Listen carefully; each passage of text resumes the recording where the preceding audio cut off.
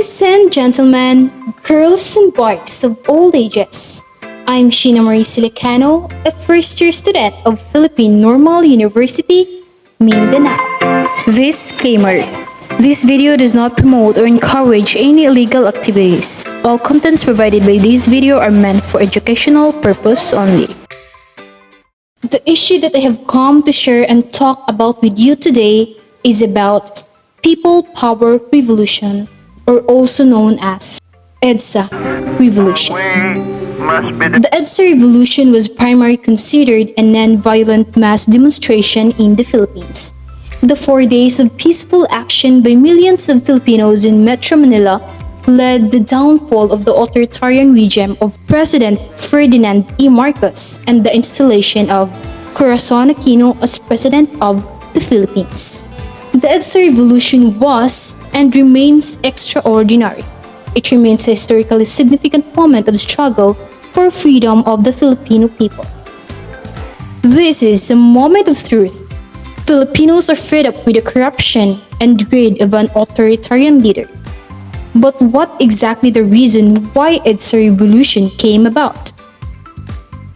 People under the dictatorship of then-President Ferdinand E. Marcos were upset with what was happening in the Philippines. There were unrest among people, discontentment, poverty, lack of peace.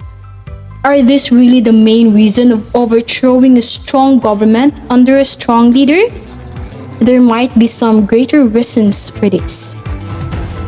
According to the mythic history that had been crafted about him, he was always destined to lead the Filipino nation according to Gonzaga 111, and to fulfill this decided to change the political order of the Philippines by shutting down the media through arrest and torture.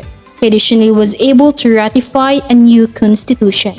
In addition, according to research, in February 1986, Filipinos assembled in Epifanio de los Santos Avenue, or known as EDSA, to voice opposition against Ferdinand Marcos' authoritarian rule.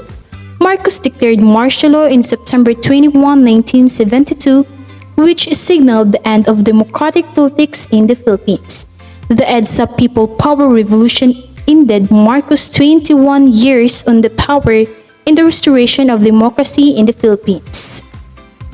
Indeed, there are many things that can be said.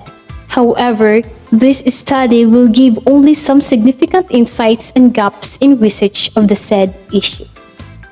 First and foremost, there will be more EDSAs to come as long as development of consciousness of freedom is concerned. EDSA as an event continues to haunt us even in the future. Secondly, EDSA as part of history is not a unique event. It is one of many manifestations. EDSA is not merely a cultural structure of Filipino psyche. It is part of human passion or desire for freedom or liberty from dictatorship, slavery. EDSA is not simply meaningful for Filipinos who fought for it. It is meaningful for all the Filipinos because even those oppressors should realize the working of the gist in the history. They themselves should acknowledge its significance. Fourthly, EDSA should consider a natural phenomenon. It is a spontaneous and necessary evil in a sense. It is something to be expected. And lastly, EDSA is a sign of hope for Filipinos and for humanity as a whole. It is a very important signpost for a better future, a better Philippines. It is from this context where this study departs. It analyzes one of the significant events and gaps in the Philippine history fight for freedom. It tries to elucidate and expound the very reason behind the revolution of 1986 and the possible gaps that might happen in the future. EDSA has its own place in history. It seeks for peace, prosperity, and unity among people. This is not pessimism. It is a realism. Of course, everybody wants a complete peace and freedom, but it is not the present moment who judges. Let only the author of everything judge its coming. If it will come at all, let history decide. Therefore, I do believe that to study history is to study change.